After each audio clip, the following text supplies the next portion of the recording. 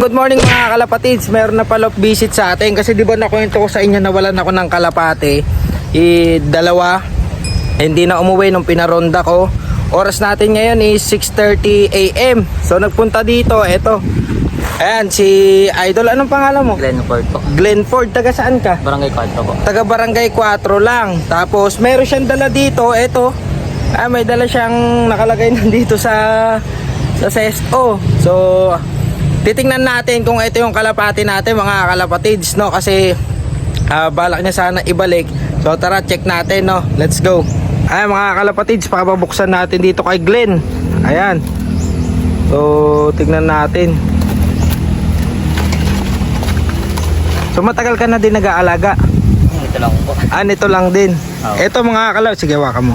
Ay mga kalapatids, ito yung club na to. Club dito sa amin. So naka HPC ring. Ayan siya.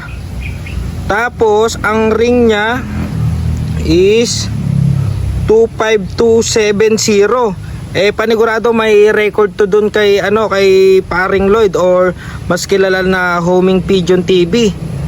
So ito kasi mga kalapatids, natin. So lugon pa Oh. May parang may one eye called ka kasi nung nahuli. So ito siya mga kalapatids. Kasi ito mga kalapatids, sa totoo hindi ko i-claim to. Hindi ko i-claim tong kalapati na to kasi hindi sa akin tong mga kalapatids. Yung sa akin kasi, yung nawala ko, tapos na maglugon at saka hindi siya awa ka mga tol. Hindi siya naka club ring.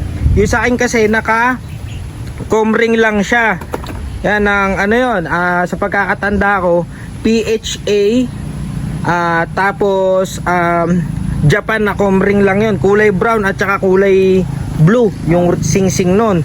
So yun. At saka tawag dito, yung isa ko naman, yung isa rin checkered naman yun. Bali 3 kalapati na wala sa akin. Di ba nga yung isa hindi ko na binlag. So yun yung niyan. So eto na lang, ganito na lang. Kung kanino tong kung kanino tong ring band na to. Ayan, so HPC, ulitin natin. HPC 25270. Yan, 25270. So buti tong panser na to, napaka honest niya.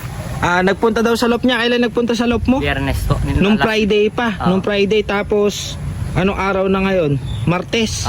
Martes na. So 3 days na sa kanya, no? Pero at least shoutout dito kay Glenn na nag-effort pa rin na ibalik yung kalapati. So hahanapin natin kung kanino tong kalapati na to, no? Yan.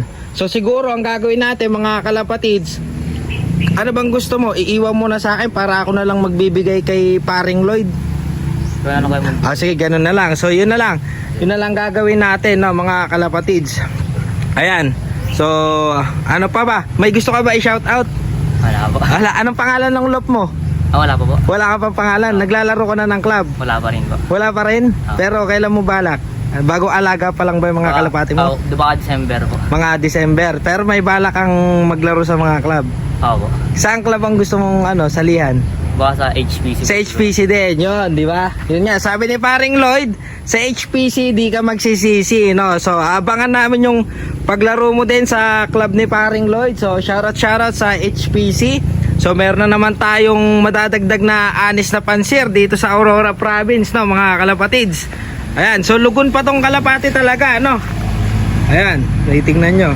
So yun na lang mga kalapatids, short video lang to. Dito na natin tatapusin tong video na to.